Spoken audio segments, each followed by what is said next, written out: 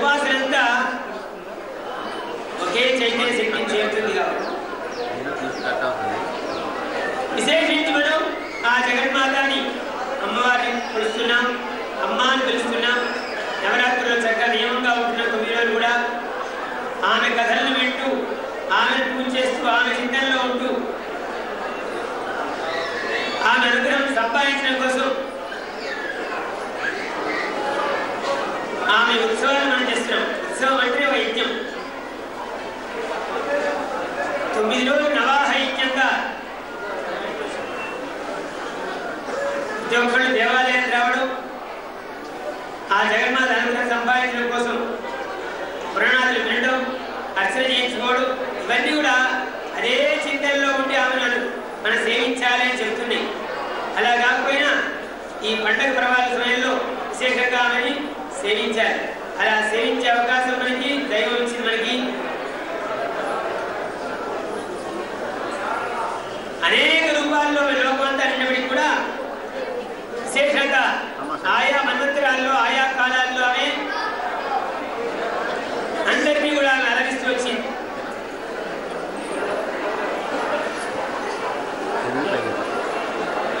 కాలస్వరూపమైన ఆమె కాలగణంలో ఉన్న అందరినీ కూడా చూసుకున్నాను.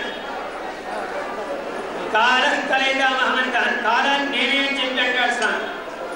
అటువంటి కాలం మనకి తిథులు, వారాలు, నక్షత్రాలు, నెలలు లెక్కేసుకుంటే సంవత్సరాలు లెక్కేసినప్పుడు 4,32,000 సంవత్సరాలు మనకి కలియుగాను, దానికి రెట్టింపు ద్వాపరయుగం 8,64,000 సంవత్సరాలు, ఈ రెండు కలిసి త్రేతాయుగం 12,96,000 సంవత్సరాలు, ఈ మూడు కలిసి వచ్చేటువంటి కృతయుగం అనమాట, సత్యుగం అనబడుతుంది. ఇవన్నీ కలిస్తే 4 కలిస్తే మహాయుగం 43,00,000 సంవత్సరాలు అవుతాయి. ఇలాంటి మహాయుగాలు 72 మహాయుగాలు నడిస్తే ఒక మనువు పరిపాలించే కాలంగా చెప్పబడుతుంది. అటువంటి మనువులు 14 పరిపాలించారు, మనం పరిపాలిస్తూ ఉన్నారు. ఈ కల్పంలో ఇప్పుడు 6 మనువుల కాలం గడిచి 7వ మను కాలం, వైరస్తు మను కాలం జరుగుతుంది. మనకి ఇప్పుడు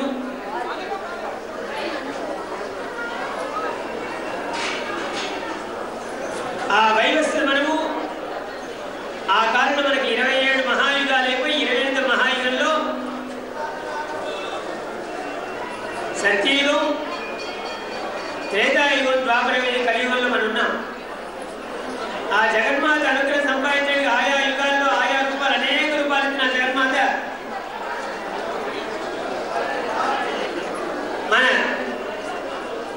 భూమండలం అంతా కూడా ఆమె యొక్క దివ్య స్థానాలు నిండిపోయి ఉన్నాయి.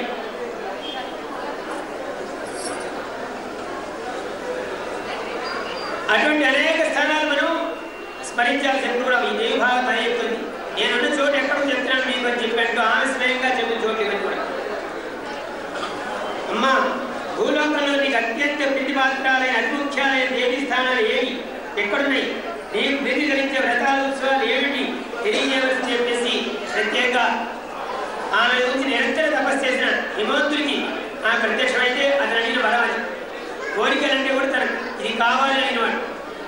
భక్తిని, వేదాంతాన్ని, జ్ఞానాన్ని, యోగాన్ని, ప్రతి ఒక్క విషయాన్ని కూడా అమ్మవారి దేవి భాగవతంలో దేవి గీతల పేరు మీద మనకి చక్కగా దివ్యంగా 46 అధ్యాయాల్లో చెప్తున్నారు. ఆ తర్వాత అప్పుడు అడుగుతాడు, అన్ని చెప్పాము, నాకు నీకు ప్రీతికరించే వ్రతాలు ఏమిటి, ఉత్సవాలు చెప్పవలసింది అంటే నేను అప్పుడు చెప్తున్నాను, ఈ సృష్టిలో ఉండే అణువణువు కూడా నేనున్న స్థానమే, నేనే లేదు సుమాన్ అని చెప్పేసి మనల్ని గుర్తుంచుకోవాలి. అణువణువు కూడా ఎక్కడ కూడా ఆ బ్రహ్మ గిరిజన్యంలో అదే కారణం. ఇక అన్ని చోట్ల నేనే ఉన్నాను, నేను లేని వస్తువు లేదు అని చెప్పాడు. నా ఉత్సవమే అదే, అనుక్షణము నా ఉత్సవమే. ఇందుకు ఎవరు ఆనందపడ్డా మనం ఆనందపడుతుంది కాబట్టి మనం అమ్మవారి కోసం ఉత్సవం చేస్తాం, మనం ఆనందంగా వస్తాం, వస్త్రాలు కట్టుకుంటాం, నూతన వస్త్రాలు ఆమె ఇస్తాం, మనం ఆనందపడతాం. అది ఎప్పుడూ ఆనందం, ఎందుకంటే ఎవరో ఒకరు ఆనందం లోపల ఉంటారని, అందరూ ఆనంద స్వరూపమే కాబట్టి. నా వ్రతమే నేనే ఆ స్వరూపం, వ్రత స్వరూపమే నేను సుమా. సర్వదృశ్య మమస్థానం సర్వే కాలావతాత్మక ఉత్సవా సర్వకాలేషు యతోహం సర్వరూపిణి. అందరిలో నేను చేత సర్వకాలాలు సర్వావస్థలు నావే కనుక నేను లేని చోటే కనుక నేను ఉత్సవం ఉంది కనుక అది నాకంతా ఉత్సవం వేసుకున్నాను. అయినప్పటికీ నువ్వు అడిగావని చెప్తున్నా విను, భక్త వాత్సల్యం విషయం చెప్తున్నా వినవలసింది అని చెప్పండి. కోల్హాపురంలో మహాలక్ష్మిగా, ఆంధ్రపట్నంలో రేణుకగా, తులజాపురంలో హింగళాదేవిగా, సప్తశృంగంలో జ్వాలాముఖిగా, శాకంబరి బ్రాహ్మణి రక్తనందిగా దుర్గా స్థానాలు, కౌశికి స్థానాలు, నీలాంబరాదేవికి నిలయమైనటువంటి నీలపర్వత శిఖరం అది మన కామాఖ్య. అలాగే జాంబూనటువంటి శ్రీనగరం, కుషికా నివాసమైన నేపాలం, మీనాక్షి చిదంబరం, సుందరి సమరిష్టమైన వేదారణ్యం, పరాశక్తి ప్రతిష్టమైన ఏకాంబరం, మదాలస యోగీశ్వరి స్థానాలు. అలాగే మన దేశం కాకుండా భరతఖండం కూడా చీనా దేశంలో వస్తుంది కాబట్టి చీనా దేశంలో నీల సరస్వతి స్థానం, బగలాదేవి స్థానమైన వైద్యనాథం, భువనేశ్వరి నివాసమైన మణిద్వీపం, శ్రీమద్ త్రిపుర భైరవి విరాజమైనటువంటి కామక్షేత్రం అంటే ఇవన్నీ నా స్థానాలు. వీటిలో చివరికి క్షేత్రరత్నం ఏది? కామాఖ్య అనబడింది. కామాఖ్య మనకు గౌహతిలో ఉంది.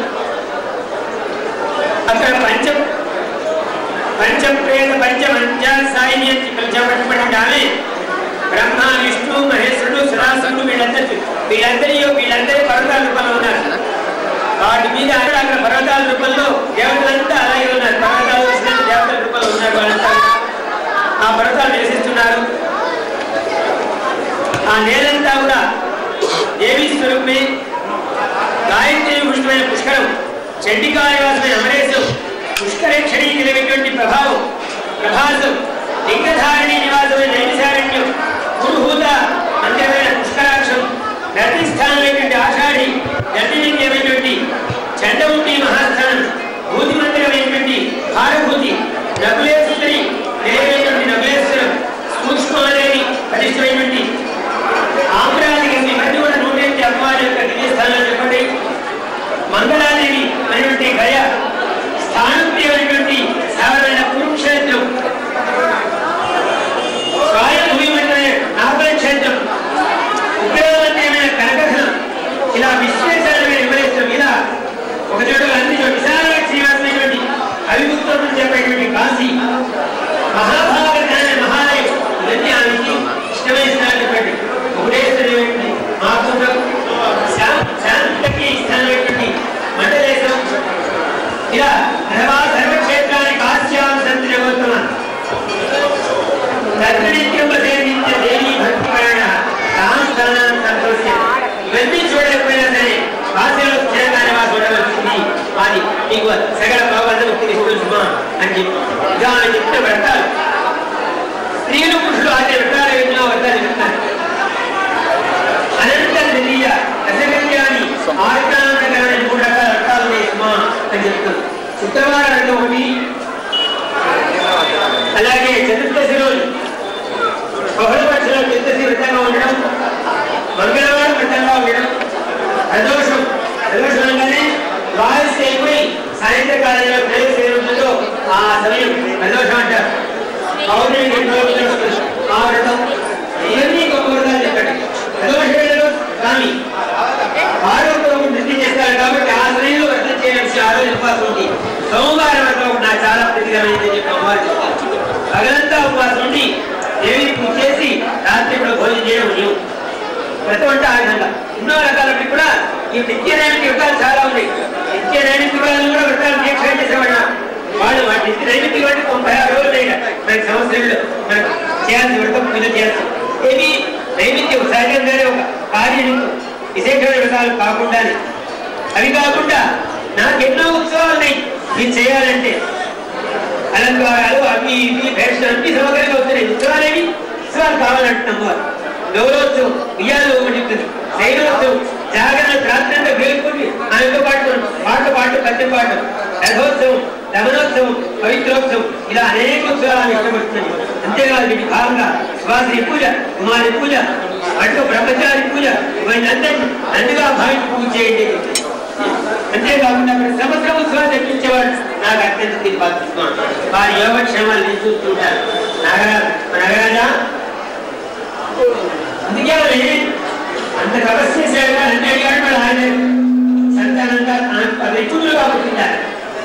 మన దైవాన్ని హృదయంలో పెట్టుకోవడం, మన దగ్గర ఉండాలంటే దైవం మనం ఆ రూపం అయిపోవాలి, అదే చింతనలో ఉండాలి. అప్పుడు మనం ఏంటుంటుంది, మన ఇంట్లో ఉంటుంది.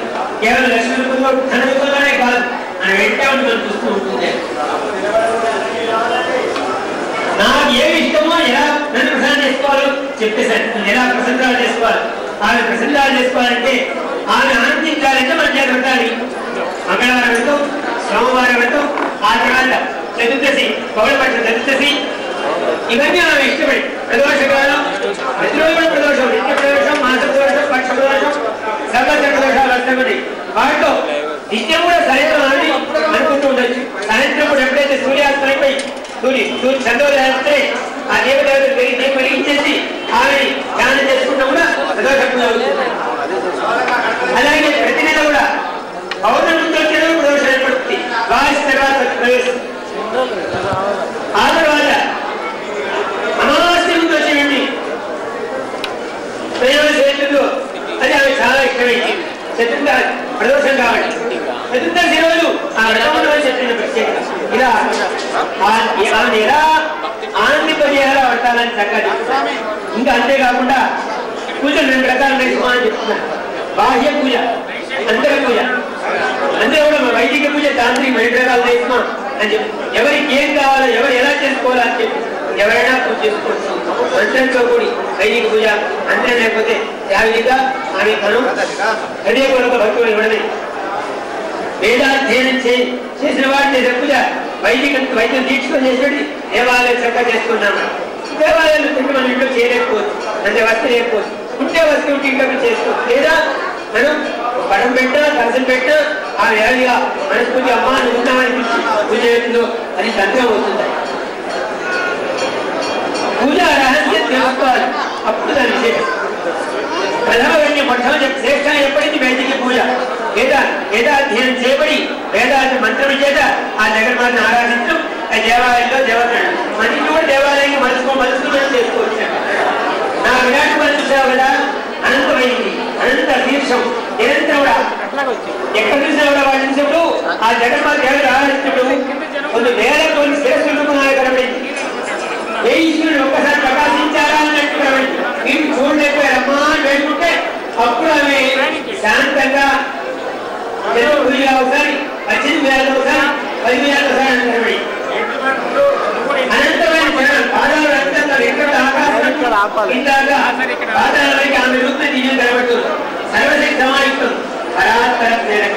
ఆ రూపాన్ని మనం పూజకు అనుకోవాలి, అంటే అంతరాన్ని ఆమె అనుకోవాలి. వైదిక పూజా స్వరూపాన్ని శాంత స్వభావై మనస్సు దగ్గర పెట్టేసి దంభము అహంకారాలు ఏమి లేకుండా నిర్వాహకుల్ని వేడుకోవాలి. వైదిక పూజలు నేను నాదిని అహంకారంతో పూజ చేసుకోవాలి.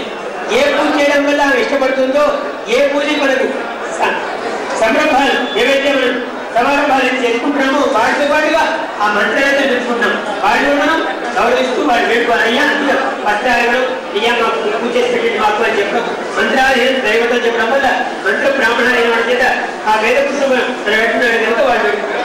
అప్పుడు ఆ విరాట్ రూపాన్ని మనసులో ధ్యానించడం, జపించు, ధ్యానించు, అనంత భక్తితో ఆశ్రయించు, యజ్ఞాలు చేయి, తపస్సు చేయి, దాన ధర్మాలు చేయి. వీటితో నన్ను ఆనందింపజేస్తావు. నీ అనుగ్రహాన్ని పొంది బాబాబంధవితే మోక్షాన్ని పొందు. సంసారం తిరుగుతున్నాను పుట్టడం చావడం, పుట్టడం చావడం 84 లక్షల జీవరాశులు మనం పుడుతుంటాం. మనం పుణ్యపాపాలను సహించి అది మనం పెట్టుకోవాలి. మన పుస్తకం బాగుండి ఆ పుణ్యాలు సమానం అయితే వీడి యోగం బాగుంది అడగాలి, మీ యొక్క అవకాశం ఇద్దాం అని చెప్పి భగవంతుడు ఇండియన్ జన్మల నుంచి 4 కాళ్ళ జన్మ చూపెట్టి మానవ జన్మకి ఇచ్చాడు.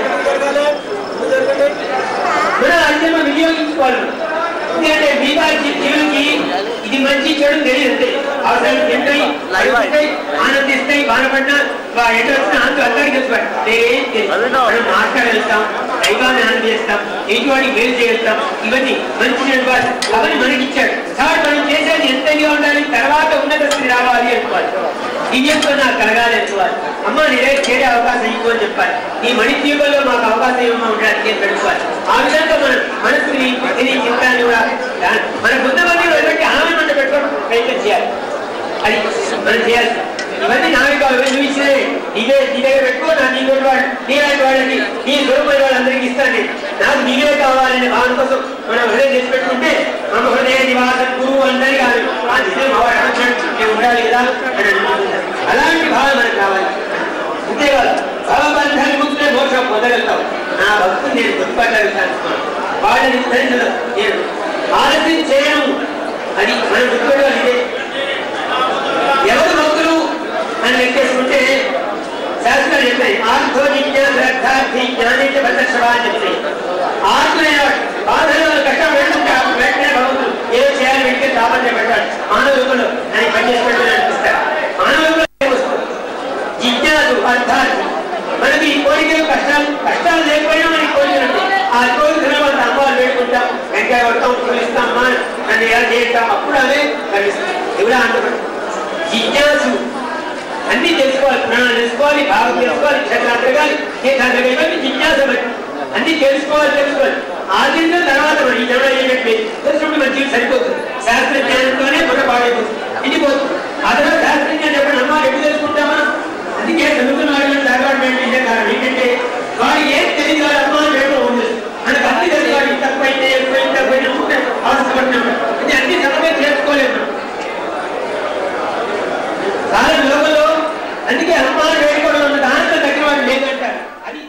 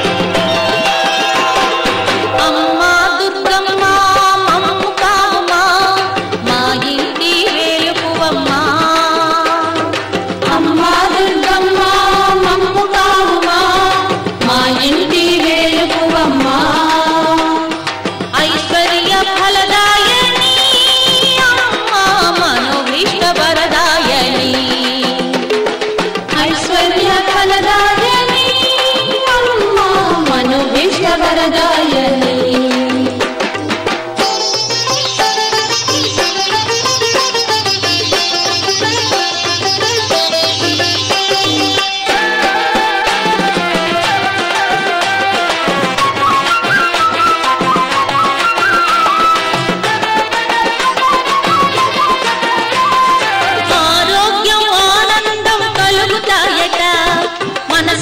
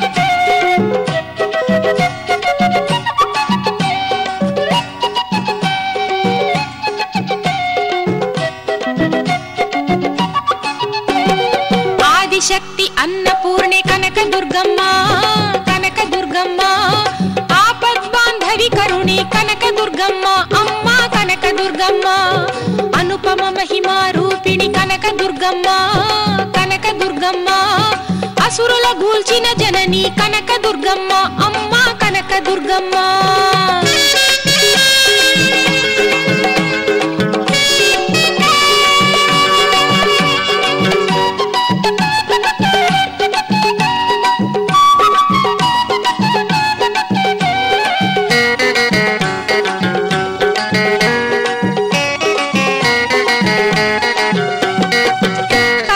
కామాక్షి నీవే తల్లి దుర్గమ్మ మధుర మీనాక్షి నీవే అమ్మ దుర్గమ్మ మాతా దుర్గమ్మ కంచి కామాక్షి నీవే తల్లి దుర్గమ్మ మధుర మీనాక్షి నీవే అమ్మ దుర్గమ్మ మాతా దుర్గమ్మ మల్లేశ్వర ప్రియ సతీవే తల్లి దుర్గమ్మ మమ్ముల దయ చూచే మాతా దుర్గమ్మ అగణిత సుగుణ సాంద్రే కనక దుర్గమ్మ ఆశ్రిత రక్షకి మాతే కనక దుర్గమ్మ ఆదిశక్తి అన్నపూర్ణి కనక దుర్గమ్మ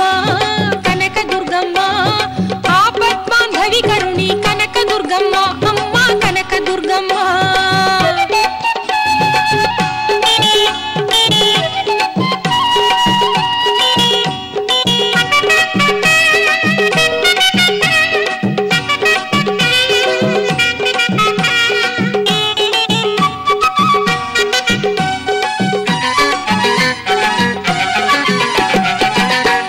ఇంద్రకీలాద్రిపై వెలసిన దుర్గమ్మ అమ్మ దుర్గమ్మ ఇంటింటా నీవే జయ జయ దుర్గమ్మ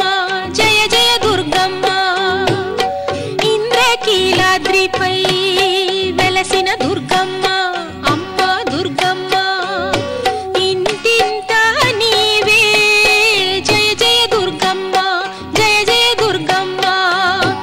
ఇడుములు తీర్చేటి కనక దుర్గమ్మ మాతా దుర్గమ్మ ముడుపులు చెల్లిస్తే మురిసే దుర్గమ్మ తల్లి దుర్గమ్మ మంగళకారిణి దేవి కనక దుర్గమ్మ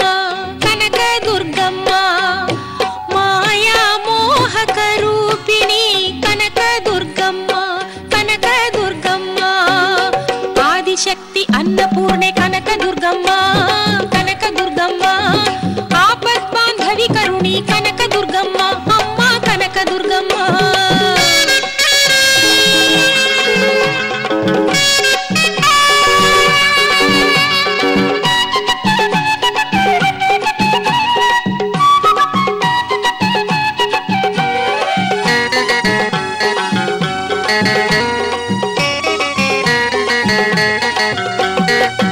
కృష్ణ పావన తీరం నెలపై నీ క్షేత్రం పావన సుక్షేత్రం చూచిన వారలకే